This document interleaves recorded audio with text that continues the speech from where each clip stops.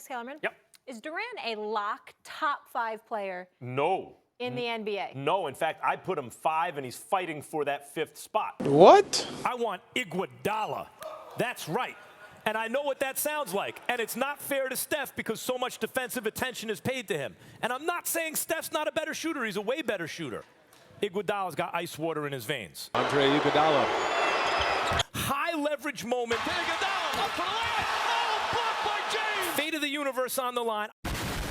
Western Conference Finals are going to come down to an all-Staples Center showdown. They share the building. What amazing non-travel And listen, would that be? and what I'm going to tell you right now, and he's going to have to start getting his excuses ready for LeBron now. 3 weeks later. Kawhi Leonard must be the best player on the floor, and if he is, the Clippers will win, and if he's not, they will lose, and I will have to shut up about Kawhi at least until the next series, depending on what happens there. 24 hours later. So let's get on to your Kobe stuff. This is shameful. Kobe Bryant, rest in peace, one of the all-time greats, and obviously I don't want to point out where the Strongs stumbled right now, but you act like Kobe never had a Game 7 like that. Now his team won. Meta bailed him out in that Game 7, as did Powell. But Kobe shot, I think he even shot worse than Kawhi did last night. Like, Kobe had Game 7s like that. Don't act like he didn't. By the way, up 3-1 on a team that came back on him. Kobe and the Lakers were up 3-1 on Steve. He didn't get punked. On Steve Nash. Denver came at them the first 6 He shot the same as Kawhi. Flashback. Under pressure, yes, Kawhi is better than Kobe was. It's not that Kobe's on the 3rd team that's the outrage. It's that he's on any of these teams at all. That is the outrage. That's an outrage. Kobe Bryant. You're an outrage. Are we witnessing the end of the Brady and Belichick era? No.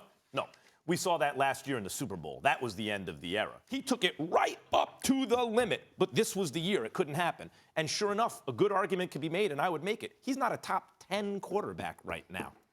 I think I could name 10 guys. Early the next morning. You know, Max, since you're so loved in Boston and you're an expert all things Tom Brady, I think it's only fair I start with you.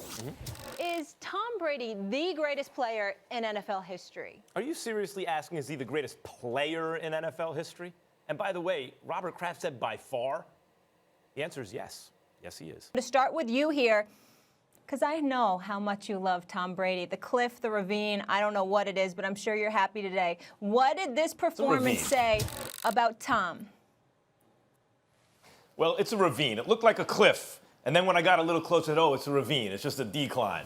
Look, this says that without Bill Belichick there to give him the team success that masks his decline, he's obviously in decline. Early this morning, it was about 1 in the morning, y'all, Eastern time.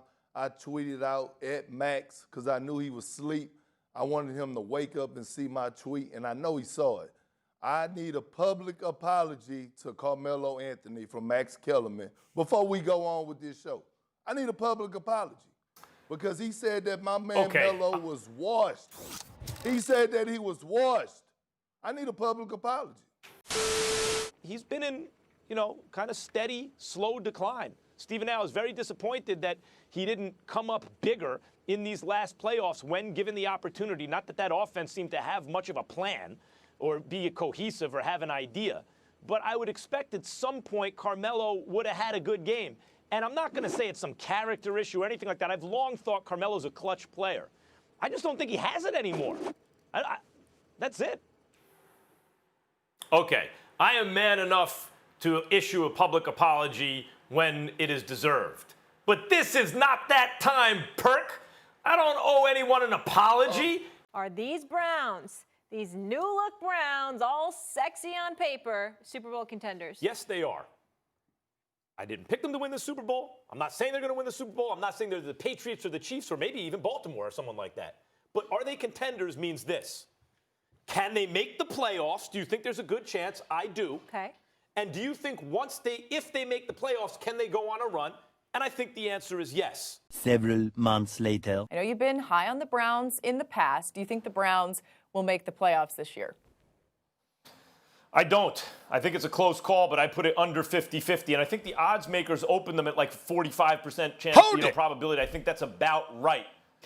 Well, already. Is that you? I'm sorry, did Max just say that?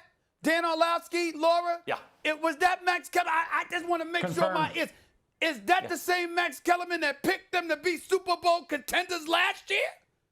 Is that the same dude? Is that you? Is that you? Because I can't see clearly. It's a lot of light. Is that Max on the air right now that just said that? That's me. That's me. Same guy. New year. Here's the difference, Stephen A. Do you understand that Eli Manning, Giants quarterbacks, when targeting Giants receivers, anyone other than Odell, had a QBR of 64.8? When they targeted Odell, had a QBR of 86.4. Basically, Odell Beckham Jr. turned Eli Manning and that garbage offensive line and that terrible offense. He turned Eli Manning into basically a prime Peyton Manning. That's Odell Beckham Jr. You're going to put him behind Michael Thomas and Tyreek Hill and even DeAndre Hopkins? Hell no.